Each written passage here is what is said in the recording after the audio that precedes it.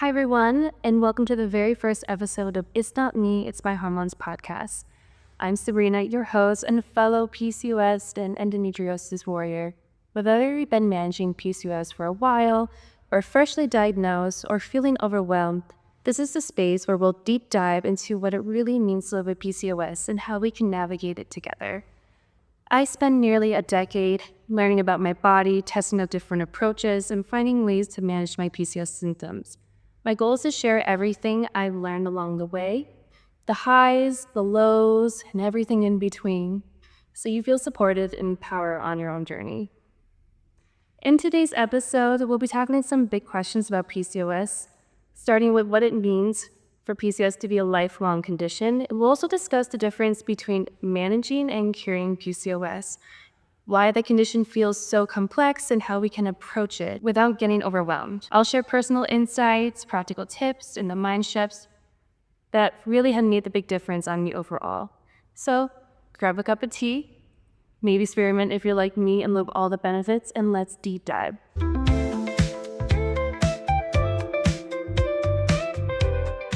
Let's start off with the foundational question. What does it mean for PCOS to be a lifelong condition?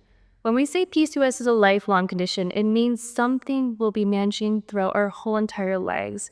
It's not like an infection you treat and it's gone. That's not the case. Instead, it's a chronic condition that requires ongoing care and awareness.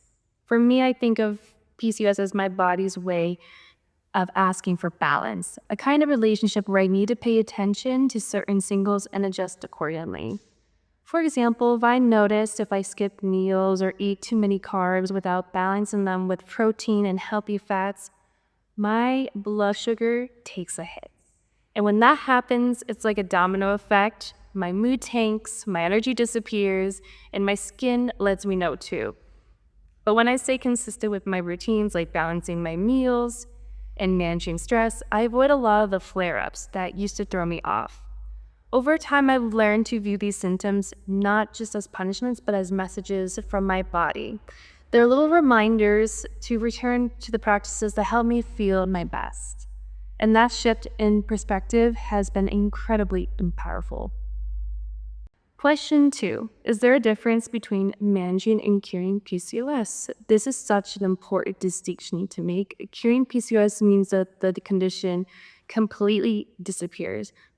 However, managing is more realistic and an empowering goal for most of us. For me, managing PCOS means creating a lifestyle that minimizes the symptoms and the flare-ups and supporting my body's unique needs over the long term. Let's take insulin resistance, for example. If I don't focus on stabilizing my blood sugar, it impacts everything: my skin, my mood, my energy, even my menstrual cycle.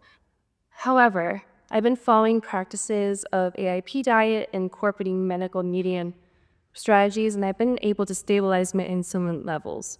This has been reduced symptoms as well, like acne, unwanted hair growth, and fatigue. Management doesn't mean the symptoms will disappear forever. Instead, it's about actively maintaining balance and staying in tune with what your body needs. And honestly, that's an incredible feeling. It means I'm in control of my experience with PCOS rather than it's controlling me. Question 3. What are the key factors that make PCOS so complex?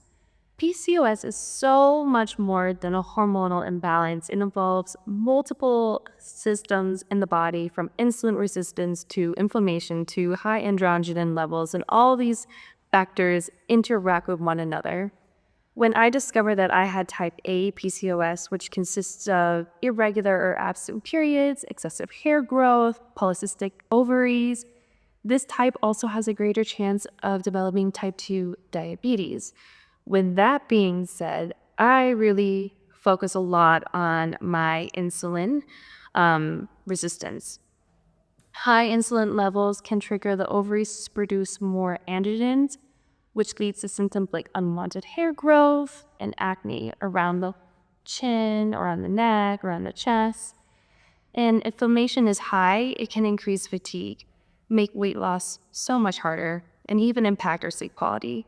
What I learned is that you can focus on one area, like a diet, and expect to see big changes right away. You need a multi-layer approach. For me, that looks like regular blood checks to check my insulin and other markers, plus practices like Pilates and eating very clean and Reiki to support my overall balance. Addressing all of these interconnected systems is what makes the biggest difference overall. Question 4. How can we approach PCOS management without getting overwhelmed?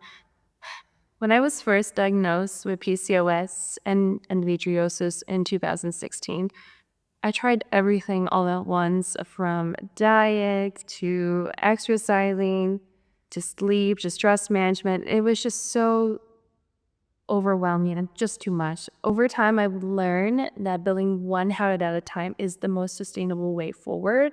I started out with small manual goals, like making sure my breakfast was balanced and blood sugar friendly. And once that became a routine, I would move on to making sure I incorporate a little walk after meals or even a little yoga session at night. Little by little, these practices added up to a more comprehensible approach. I also found myself surrounding myself with really good people, people that support me, whether it's friends, family, or a community. It makes a huge difference. Knowing others are going through something similar really helps put things in perspective. PCOS is a marathon, not a sprint, and focusing on one step at a time has helped me stay consistent and positive. Question 5. What role does stress play in PCOS and how do you manage it? Stress is a major factor in PCOS because it raises cortisol levels. It even interferes with hormone balance and even worse in insulin resistance. So me having type A PCOS, managing stress has become a non-negotiable for me. I incorporated a morning mindfulness routine. The first thing I do when I wake up is meditate for 10 to 15 minutes, and then I'll move on to some affirmations or deep breathing exercises or even journaling, depending on the day. I am a teacher, so I definitely try to enjoy my mornings before heading to school. Also, low-intensity exercises like yoga, Pilates, or nature walks have also been amazing for relieving my stress without overtaxing my body. Reiki is another tool I rely on. I'm a level 3 practitioner. It helps me release tension and feel more connected. I also include magnesium-rich foods and herbal teas like chamomile to support relaxation naturally. These practices have helped me control my cortisol levels and also makes a noticeably difference in my PCOS symptoms. Managing stress is about finding what works for you and committing to it as a part of your self-care routine. Question 6. Can natural remedies truly support PCOS management? Natural remedies have been a cornerstone of my approach to managing PCOS. Supplements like inositol have been game changers for me, improving my insulin sensitivity, leading to more regular cycles and stable moods. Spearmint tea is another favorite. It's been shown to lower androgen levels and reducing symptoms like unwanted hair growth on the chin, on the chest, and acne as well. And magnesium has been amazing for relaxation and my sleep quality overall and hormone balance. I also love using essential oils like lavender and clary sage as a part of my bedtime routine to help me unwind. While natural remedies might not give immediate results, they're made such a big difference for me over time and without the side effects of medications, which is very important for me as I'm getting older. I don't want to really put medications in my body. I'd rather rely on more holistic approaches and natural remedies. Question 7. How do you handle the ups and downs of PCOS symptoms? I come to see symptom flare-ups as messages from my body rather than being as setbacks. I take it as an opportunity to really check in on my routine. Am I getting enough sleep? When am I eating? What is causing a disrupt in my stress management overall? Rather than feeling defeated, I treat these moments as reminders of when I need to feel balanced. This approach has helped me become more in tune with my body and more compassionate towards my PCOS overall. Like I said, PCOS is a journey, and learning to work with your body and not against it is going to make the overall difference. What advice would you give to someone newly diagnosed with PCOS?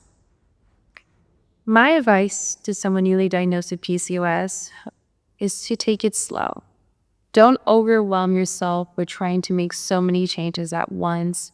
First, start off with your diet, then you can start with your sleep schedule, and then you can find what exercise works best for you.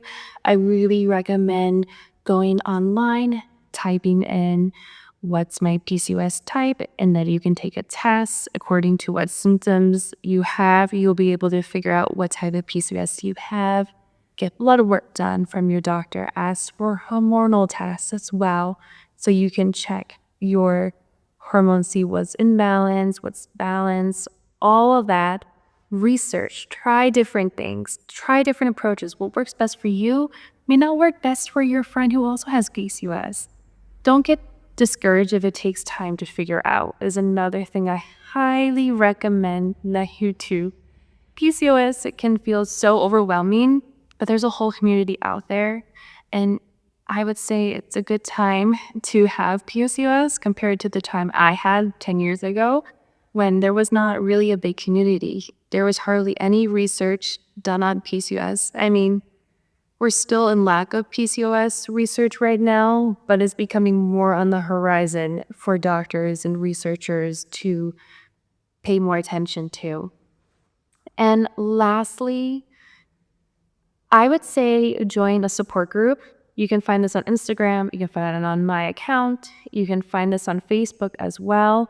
And connect with people who understand what you're going through. And remember, it's okay to have good and bad days with PCOS. Thank you so much for listening and tuning in on our first episode of It's Not Me, It's My Hormones podcast. Make sure to like and subscribe and follow us for the next episode. I can't wait to see you soon. Bye.